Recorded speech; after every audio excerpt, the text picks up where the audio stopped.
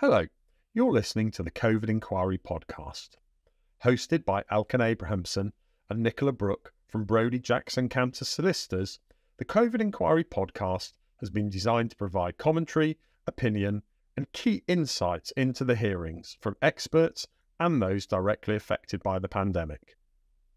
Each week, Elkan and Nicola will be joined by guests to discuss events from the inquiry. Their interviews and conversations will bring you up to date on the implications of the evidential hearings in a readily accessible format and, most importantly of all, in plain English. This week, Elkan is joined by Lorelei King, actress, screenwriter, narrator, and most pertinently, a member of the COVID-19 Bereaved Families for Justice group. As week one of the evidential hearings conclude, Elkan and Lorelei reflect on this major milestone for the bereaved. Please note, some listeners may find the contents of this podcast distressing.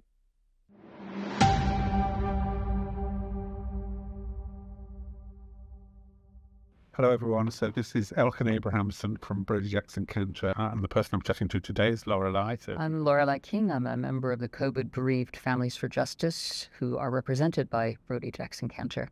And I'm looking forward to talking to Elkan about what we've been through this week. It started really strong the first day with an action by the COVID Bereaved Families for Justice, who stood outside with photographs of our loved ones dressed in red, and then went on to an impact video by the bereaved, which was very, very moving.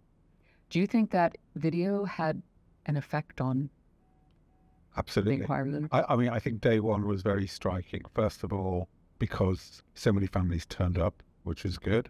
Secondly, because the demonstration, which we aren't calling a demonstration, calling a vigil, was restrained. I thought it was dignified. It didn't impact on the proceedings, which was important not just as far as the families were concerned, but also as far as the inquiry was concerned, because they were worried about the possibility of there being an impact, and that's fair enough. And I think they were happy with the way it went. Yes, Baroness Hallett even commented about the dignity of the vigil in her remark. Yes, and I think hopefully that shows that she had respect for the way it was conducted, and also that the families had respect for her in the process. And then, as you say, it was followed by what they called the impact video, which was a number of families talking about their experiences, still not allowed to talk about the loved ones that they lost. But putting that to one side, I thought it was a very well-constructed video. It was impactful. It was clearly distressing for many of the families who were in the room who had to leave. But hopefully it had the impact that we're looking for those stories to have on the inquiry itself and on all of the... Something I found interesting about that, the impact video, was contrasting with the fact that the bereaved are not allowed to come and give individual testimony. You've submitted 20 witnesses, I believe, for Module 1, and we've had one accepted. And yet, during the preliminary hearing the week before the evidentiary hearing started, Baroness Hallett made the point that on watching that impact video, which she had seen, she learned something she hadn't known about death practices, and she said it needed to be pursued. And I just think that is... she learned that from individual testimony from a bereaved person, and I just think that shows how valuable our testimony is. Exactly so, you're right. And that's why we're pushing to have individual stories told so that they can give testimony about issues as well as testimony about their loved ones. There is a difficult balance for the inquiry to strike. They're not going to hear from 250,000 or more bereaved families, and we understand that. But we're saying hear from a small sample of them. And it's not just the effect or the importance to the inquiry, I think it's the importance to the bereaved. Now, one problem is that the inquiry is very legalistic. It's there to find out what happened and to make recommendations for the future. If you ask the legislators who drafted the inquiry, and probably if you ask chairs of inquiries, they'll say it's not there to form part of the grieving process for the families. That's not what it's about. But it is what happens. And I think, like it or not, the inquiry does play a role in the grief that families are going through. And I also think for this inquiry in particular, because the families were never allowed to grieve properly the first time. In other words, immediately their loved ones died because of all the restrictions on funerals and so on. We heard a bit about that in the impact video. For many families, this is even rawer than it would otherwise have been, I think. That's a really interesting point, because I know you've worked on other inquiries where these kind of stories you've said are very important, but those people would have had the chance at least to mourn in a traditional way. That's really interesting, the fact that we haven't. I think some people feel that this inquiry has been going on for ages. Could you just maybe quickly tell us the difference between a preliminary hearing and now the evidentiary hearings? Yeah, so the preliminary hearings are basically administrative. They're about what we need to do to get ready for the final hearings. And this is what they call the evidential hearing. In other words, where you're actually hearing people give live evidence. And I think reaching this stage is a significant step for the families as well. Just speaking to them on day one, it was almost as if they thought the day would never come. And I suppose there were times that we thought the day would never come either. So just getting it underway is a real achievement, and an achievement for the inquiry team itself. We have to acknowledge they must have done a lot of work to get to this point. The downside of that is you get the feeling that most people are probably not as prepared as we'd like to be. We're still getting masses of paperwork in for this module, even while it's ongoing. So it's an enormous task, and we hope that the inquiry team in particular doesn't cut corners. And the concern now, for instance, absolutely in the middle of week one, is that not enough time is being given to the major players, the political actors in week two. We're giving an hour or two to them, and I just don't think it's enough to get to the truth. Can you remind us what Module 1 is covering? Module 1 is preparedness. So we're hearing this week from all the experts about pandemics in general, what they are, what a coronavirus is, the kind of preparation that the government had in place, a little bit about international preparation in other countries as well. And then we'll be hearing next week, in week 2, from the politicians mainly, who will explain, no doubt, that they were as well prepared as they could have been, that nothing has ever gone wrong on their watch, that if anything went wrong, it was someone else's fault. And they're so used to sitting in TV rooms being questioned robustly by interviewers that, I mean, it takes 5 minutes to get past their initial speech that they'll have prepared and will repeat again and again whatever the question is.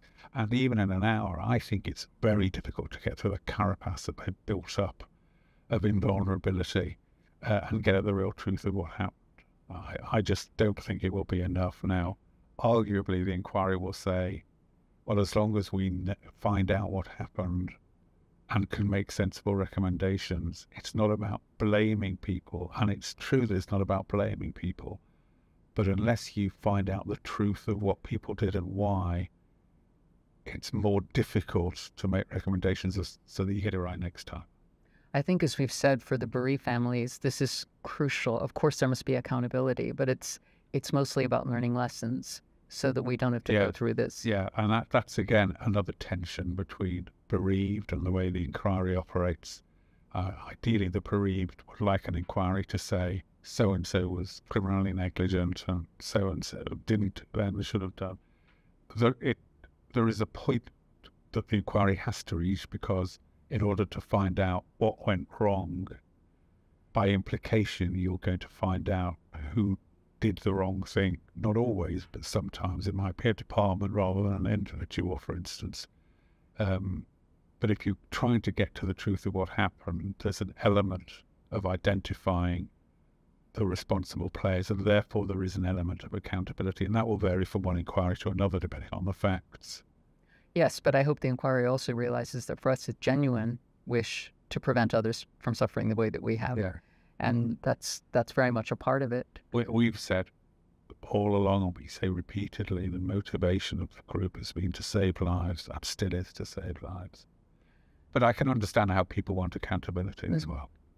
Mm-hmm. The first day was primarily opening statements, I think. What were the key takeaways from those for you? It was going well until the Northern Ireland Department of Health, I think it was, representative got out and basically said, we've done nothing wrong whatsoever, we were absolutely marvellous. Even the fact that there was no government in Northern Ireland didn't create an issue. It was just an extraordinary opening statement from someone who I think hadn't read the room. There are things that people are putting in their written opening statements, but not saying out loud, and that might have been more sensible.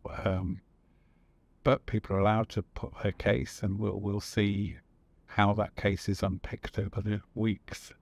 Did the Cabinet Office give their statement the first day? I can't quite recall. They were day 2. They were day 2. Yes, they were the last one to give their statement. Yeah. And again, not great admissions. And again, we'll see how those opening statements survive the whole inquiry. Mm-hmm. For me, a couple of the key takeaways were in Casey Hugo Keith's opening statement, where he pointed the finger at so many resources being poured into Brexit, and that certainly got a lot of attention in the press that should have gone toward pandemic preparedness, I think. Yes, and the way the government departments are playing it seems to be, well, no, that's a good thing, because while we prepared for Brexit, that meant we were prepared for emergencies and disasters, so actually it helped us be prepared for this. I'm not sure that will stand up to scrutiny. It's just a completely different kind of preparation. And it diverted resources, as we've heard, away from pandemic planning. Who are the other core participants besides there's us, the COVID Bereaved Families for Justice, and who else is It there? varies from module to module. So, In this module? So in this module, I'd say the main players are the bereaved families, the devolved territory bereaved families. So that's 4 groups, the TUC, and then the government, the Cabinet Office, various government departments who are each sort of defending their own turf, I suppose, and then the devolved countries' own departments. And on day 2, we had continuing opening statements, as you said, including the Cabinet Office. And then the scientists started giving evidence, which was fascinating. There was a woman named Campbell, who was very impressive, I thought. Yes. Yeah, that team was impressive. And I think so far, the evidence from the professionals and the experts seems to support what we're saying, by and large, that there was insufficient preparedness. It will be useful to look back at the end of the week, because we're doing this midweek, and try and look at all the evidence as a whole. It will be interesting to see what the picture painted is at that point. She did talk about one thing that I found slightly alarming. It was called Disease X, and which is a fictional disease that you imagine a worst-case scenario, and how COVID-19 somehow became Disease X, or is a kind of Disease X. It's sort of X-Files, isn't it? The unknown. But you have to prepare for the unknown. You know, and it's not just in the case of epidemiology, you know that we're going to be hit with calamitous events. We don't necessarily know exactly what type of event it's going to be, so you have to prepare for all the what-ifs, the known unknowns. And yes, COVID turned out to be a Disease X. But one of the things about COVID that they've mentioned is the fatality rate. It was relatively low. It could easily have been 10 times that fatality rate. And the next one, it may be that. And it may have the transmissibility that COVID-19 had, but the fatality rate that other diseases and other viruses have. And the two combined would have caused deaths of a magnitude maybe 10 times the amount that we had. And that is the real fear. That, as was just said now, it's not that there's a likelihood of a pandemic coming again. It's inevitable that we'll get another pandemic. And the complacency of saying, well, it's a likely event, rating it with a certain likelihood, I think is worrying. And it seems to be the government attitude even now. And that's something that we have to worry about, unpick, and try and prevent for the future. I know what you mean. I do feel what I find surprising. They act like the pandemic is over, and deaths are fewer. That's true. Last week it was 303 people died with COVID on their death certificate. But it's not over. We're still in a pandemic, I think. The latest statistic I've seen shows deaths of 250 for the last 7 days. So it's definitely not over. It's fewer than flu deaths.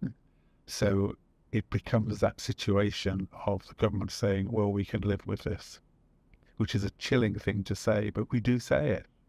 The measures that are taken for any risk event are proportionate, I guess, or should be proportionate to the risk that it's presenting. And that's what the government is doing about flu and what it's now doing about coronavirus. Mm-hmm. We live with it and we die with it. And we die with it, yeah. This podcast was recorded over 2 days. In the following audio, Elkan and Lorelei pick back up where they left off following Friday's hearing. And we were going to talk about the latter part of the week, I think, although I don't know if you, Laura, wanted to chat about any other particular issues. There were a couple of things. Last time we spoke, I was trying to think of something. A member of our team said, Pete Weatherby, it was what we want, which is facts, accountability, and change. And I just love the conciseness of that. And certainly that's what the bereaved families of justice want. But one thing I remembered, and I did need to ask you, was about I think it's called an organogram. This was a chart that was about the pandemic preparedness and response structures in the UK, and it was completely baffling. It was like spaghetti junction. Yeah. What did you make of that? That was the description, and Hugo did say at one point during the hearing this week that the purpose of the organogram wasn't so much to help us understand how the system operated, it's to show us what a mess it was. And I think it succeeded in that. And there were organograms for the devolved nations as well, and each of them was pretty complicated, although the UK managed to have the most complicated of the lot. You come across organograms which are designed to show you how structures work or family structures work.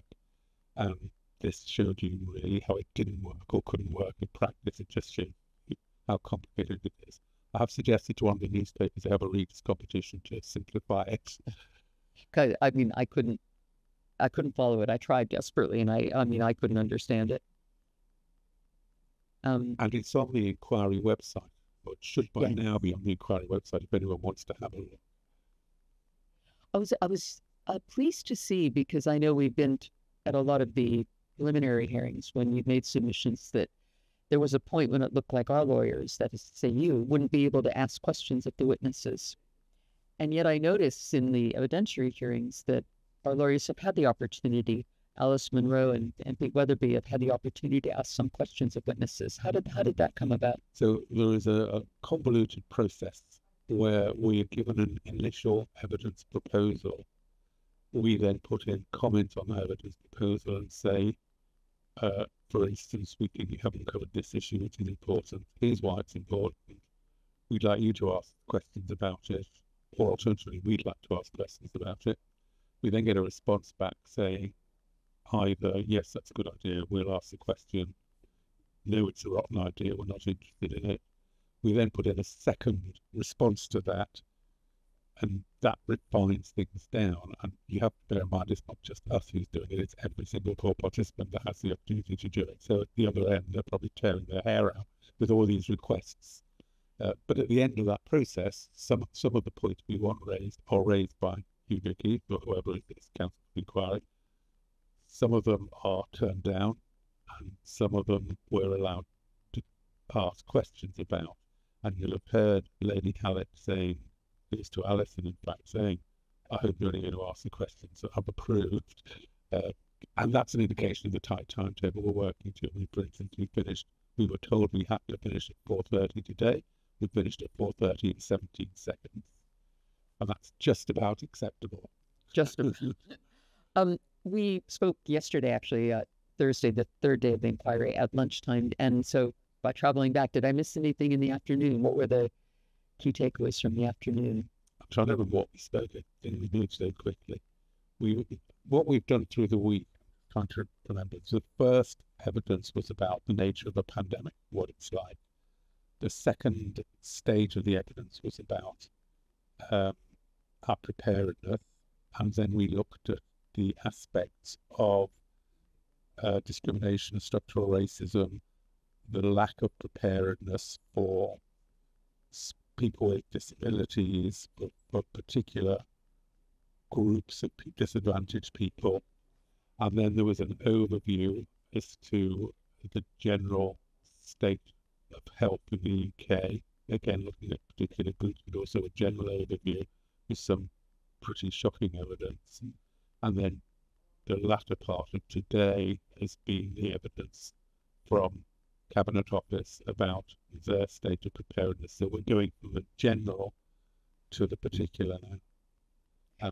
And just to follow on from that, next week we hear largely from the politicians who will address all the issues that were raised this week and will explain away them as best they can, or explain whether they agree or not. If they don't, why not? I think going back to this morning, it was very interesting to hear the evidence from Marmot and Sir Michael Marmot and Professor Claire Bamber.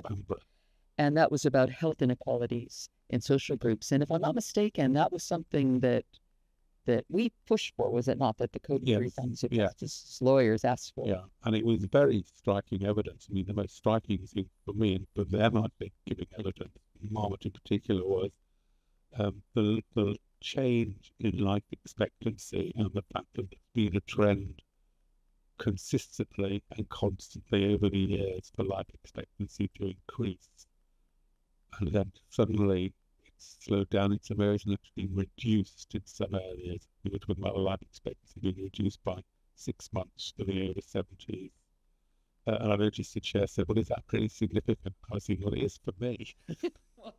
I'll be 17 a month, so those 6 months really are going to matter. Absolutely. No, and I agree with you, and I think that's easy to say. Would have been, unless someone came in and said, right, your time is now. You don't have 6 more months. But I like the analogy he gave as well. If I say to you, if you run around the block half a dozen times, you'll add 6 months to your age, you won't really care. You probably wouldn't if you were 30, but you might if you were 70. Well, and the mere fact that it's actually reducing is appalling for a highly developed nation such as ours. And he mentioned that the same issues are there, but to a lesser extent in the US and Iceland as well. He himself said that they were shocked as they were doing the research that it shocked them, if I remember right. He said some really interesting things. As I'm a dual national, I'm American and British, but he talked about the things that health inequalities between social groups. It depends on health actions, access to health care, and the outcomes of health care. And he made an interesting point that with our NHS in this country, the access to health care isn't an issue the way it is in the United States. And so that doesn't figure so much into it. And he added that little caveat at the end. I don't know if you noticed, he said it isn't an issue. Well, maybe now it is. Yes, because that's what I was thinking as he was saying it when it's running properly. Because he did also mention that the waiting lists in 2019 were double that of 2009, or it may have been Professor Bamber who said it, mentioned the vacancies, the incredible vacancies in the health thing, and the and low morale. And then I also found, you learn a lot when you sit in on an inquiry. I really recommend it. He said that the social care spending is reducing all the time. And he said one figure he mentioned, from 3% to 17% reduction. The 3%, the smaller reduction, was on the less deprived areas. And it's kind of counterintuitive that the 17%, the biggest reduction in social care spending should be for those who need it most, presumably in the most deprived areas. The biggest, well, you'd want to see the biggest increases. That's what you want. But he was saying, in fact, what their research discovered was that it was 17%. And that happens for social care in particular, as opposed to NHS, which is national budget. Yes. And the reason it happens for social care is much of the social care budget is at local authority level. Local authorities in the poorer areas have less money. And that's I think, a feature. This wasn't discussed in the inquiry, but that's a feature of the central system of allocating funding, combined with the power of the local authority to raise its own funds. So it's quite complicated, but if you think about it, Kensington and Chelsea is going to get more in rates than Liverpool, where I live, because of the value of the houses, but actually can often afford to spend less. I mean, it's not the best example because it's a very mixed socially borough, But there are some boroughs that can afford to spend less because the number of deprived people within their borough, within their local authority, is less proportionally than in other authorities. So you get more money in because you're richer. You don't have to spend as much because you're richer. And then at the other end, you've got the local authorities who have much more demand on their services but can't get as much money in. And I think, circling back to the pandemic, I guess this is why the inquiry wants to hear this, to understand how that might have impacted on people's, the impact of the coronavirus on these more deprived areas. Yes, and some newspapers are saying this is just the inquiry going completely off course and looking at reduced expenditure, and that's not appropriate for this inquiry. The problem is you have to do that to understand why we faced the problems we did when COVID finally struck. I think I was really interested. Did she come this morning, Catherine Hammond, who was formerly of the Civil Contingency? She was formerly the Civil Contingency Director, Secretariat at the Cabinet Office, and she left in August 2020. Yes. Her testimony was interesting. What did you make of that? So I have to put this in a non-defamatory way. She was a difficult witness, and she took a lot of persistent questioning from Lorelei King. She was reluctant to make concessions. On the other hand, she was, in some cases, very precise at dealing with the questions, and why not? She's entitled to be, I think. But the picture that emerged, despite her hesitancy, I think, for those who were watching, was of a Cabinet Office department that was not properly prepared for coronavirus, that maybe was prepared for a flu pandemic, although I think there are question marks over whether the preparation even for that was adequate, but which had completely failed to consider or take into account the possibility of a virus or pandemic that would lead to deaths on the order of magnitude which it did. And that left them and left us completely vulnerable to the virus. It meant there was no planning for mass lockdowns, for instance. There was no planning for a virus for which there was no vaccination, a virus for which there was no treatment. So it had been described earlier in the week as wholly inadequate. And she didn't concede that. She did concede that it was not as good as it should have been. And I think the conclusion that was wholly inadequate is probably what we can really draw on whatever she might say about it. I hope it's not defamatory if I say just my impression of her was that she was being quite slippery. Yeah. And a little bit, I don't know, she didn't seem to have, a lot of the answers were about having to go back and find information and things like that. I don't know. There was a little bit of impatience there with her because, after all, she knew what she was coming to testify about. And there were a number of occasions where she said, oh, well, I can come back with that later if you want. And often when witnesses say that, what they mean is, for God's sake, don't bring it back later. And I noticed, too, that Hugo Keith was pushing for something, I think. I think he was talking about events that might have got in the way of updating certain important procedures or documents or whatever. And she would not give an example, and he pressed her a lot. And then eventually he said Yellowhammer, which was I think it's the name for the process of leaving the EU with a no deal. And she said, yes, but it was almost like that had to be pulled out of her.